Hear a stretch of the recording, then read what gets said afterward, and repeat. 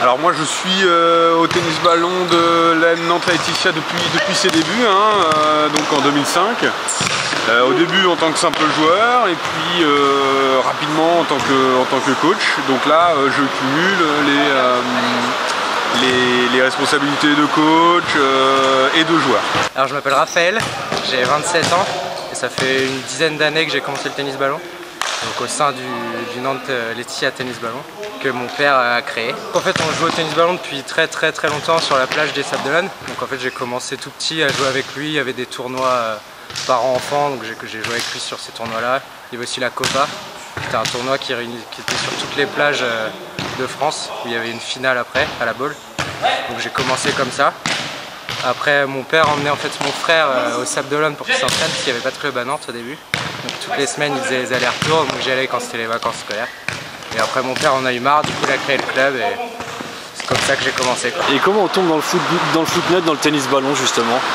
Eh ben en rencontrant cette discipline, moi ça a été sur la plage en Vendée.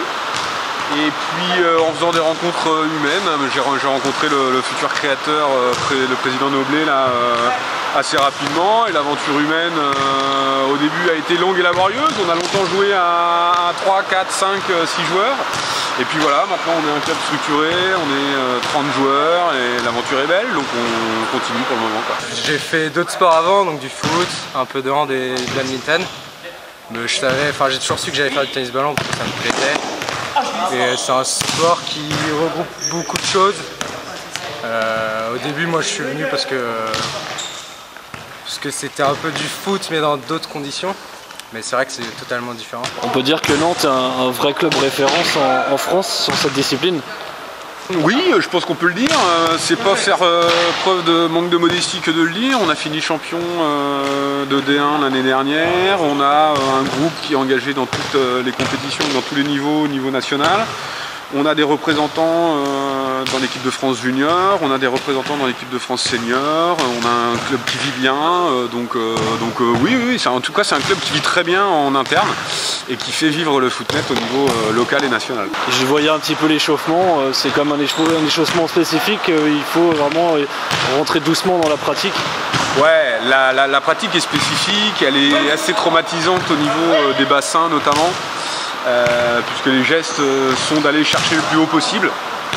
Là par exemple il y a une faute de filet, chercher le ballon le plus haut possible qui nécessite des assouplissements, qui nécessite l'étirement de muscles qui peuvent être parfois traumatisantes. Après c'est pas un sport à risque mais les blessures musculaires notamment peuvent être régulières. Et pour toi le footnet c'est complémentaire au foot à 11, tu parlais tout à l'heure des footeux justement qui pratiquent beaucoup en échauffement ou de temps en temps pour s'amuser. Un joueur de foot qui veut se mettre à essayer le footnet ou le tennis ballon, il a des facultés sans doute déjà pour pouvoir s'adonner à cette pratique.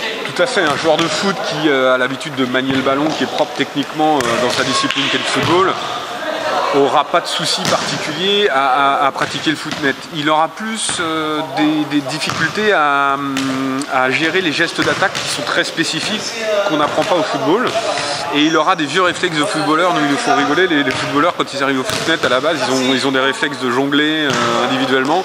Or, nous, on est que dans le collectif et ces vieux réflexes là on les perd assez rapidement, mais si on a la qualité avec les pieds on aura la qualité au niveau footnet, ça c'est sûr. Ouais, donc de la maîtrise technique, de la souplesse aussi, c'est des qualités incontournables pour un bon joueur de footnet. Souplesse, très important, souplesse, maîtrise technique forcément. Dès qu'on arrive à un certain niveau, on n'a plus le droit à faire des erreurs techniques, donc la précision technique est indispensable, la souplesse l'est également, notamment pour les attaquants. C'est les deux qualités principales qu'il faut pour un bon joueur de foot, tout à fait. L'endurance est également importante, mais qualité technique et souplesse, c'est la base.